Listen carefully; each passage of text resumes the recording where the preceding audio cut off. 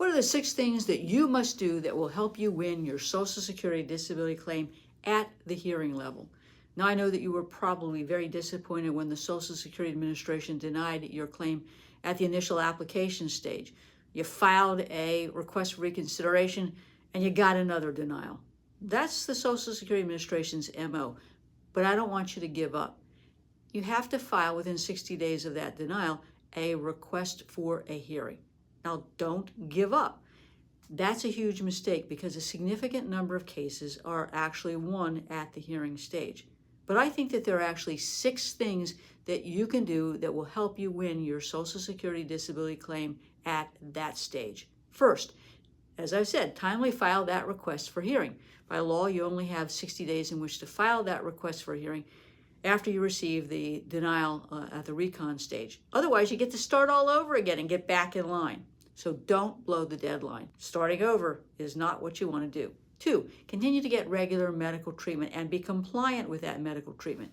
Now, the Social Security Administration will expect that you're getting regular medical care and that you're compliant with whatever it is your doctors are recommending. If you're having financial trouble and can't afford to see a physician, Social Security will expect that you have attempted to get free or low-cost medical care. Now, you're not required to undergo surgery, for example, if invasive care is being recommended, but you are expected to comply with recommendations for things like physical therapy, the use of medication, and to follow whatever those instructions are. So it's getting care, being compliant.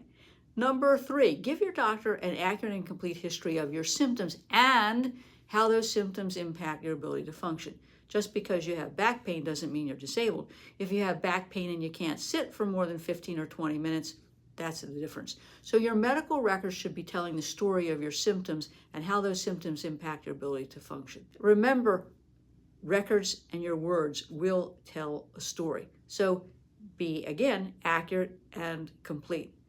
Now, the next thing that you need to consider doing is to ask your doctor to complete what's called a residual functional capacity form. We use those in our practice, and that helps quantify a person's physical and psychiatric restrictions and limitations. That's important because, quite frankly, more often than not, you will find that the medical records just don't speak to a person's restrictions and limitations. Now, we've covered the first 3. We're going to take a break, and then in this next segment, I'm going to come back and talk about the other 3 things that I think you can do to improve your chances of winning your Social Security disability claim.